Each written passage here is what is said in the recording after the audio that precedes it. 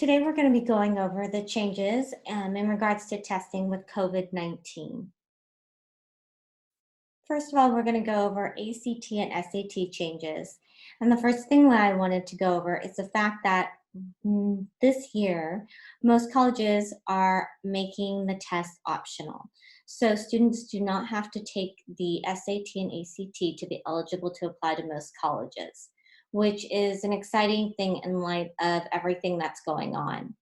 However, if you're a student that already took the SAT or ACT and you're happy with those scores, go ahead and submit those scores because they will be looked on favorably by the colleges.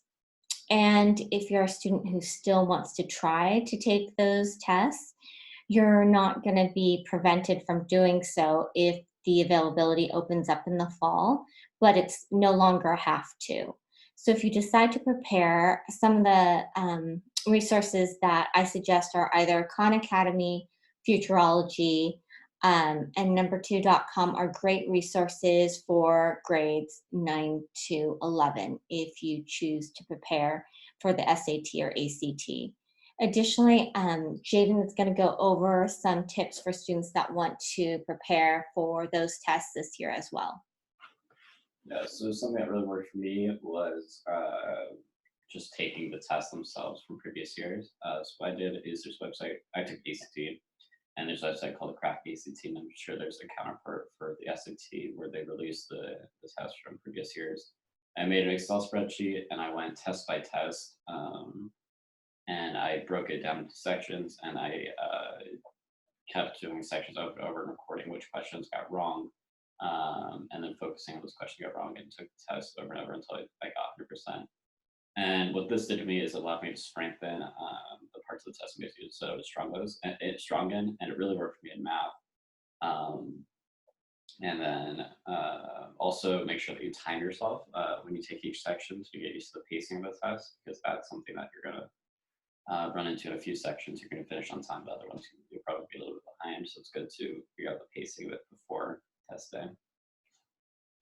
Okay, thank you, Jaden. And in regards to pacing, there is an actual YouTube proctor that will time you, so you can turn that on and it'll actually, call out the times and make you feel like you're actually taking the exam in real time, and you can do that from the comfort of your home. So that's something great that you can do. Also, in our own district for Capistrano Unified, Futurology offers virtual testing opportunities, so you can contact them with further information. Now we're going to discuss the AP updates. One of the benefits or the good things for this spring is that AP exams are only 45 minutes long this year. However, they will no longer have any multiple choice options, so they will all be free response questions. Another thing to note is exams will be open note, and they will only cover material through March. One of the things that I wanted to point out and highlight is that the College Board has a YouTube channel that's very informative. It goes over each class and has master teachers cover course material, so that's really helpful.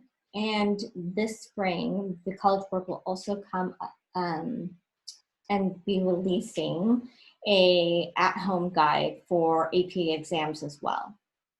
The fourth thing that I wanted to note is that the test will be offered at the same time according to this master schedule. I'll have the link in this handout for you if you wanted to review it. And so all tests will be given at the same time across the board. And you can kind of see that here. So from Hawaii to New York, will be given exact time across the board to prevent cheating. And so that works better for some time zones than others, but you have that master schedule in the materials that I'll send to you after this webinar. Fifth is a maximum of 3 tests can be taken each day. And also I wanted to note that if you applied for accommodations and were granted those accommodations, those will also be given during your exam as well. And Jaden has a few things to share on how to prepare for AP exams. Yeah, so if reviewing overall concepts, I recommend finding a YouTube channel with a teacher that corresponds to the AP test. For example, for APUSH, I know Tom Ritchie's really good. And for AP Bio, like those videos are also fantastic. So the way you want to go, if you want a very comprehensive overview of the entire subject, go ahead and look at those for content-based stuff. And then also practice FRQs from previous years are really helpful for tests that have those.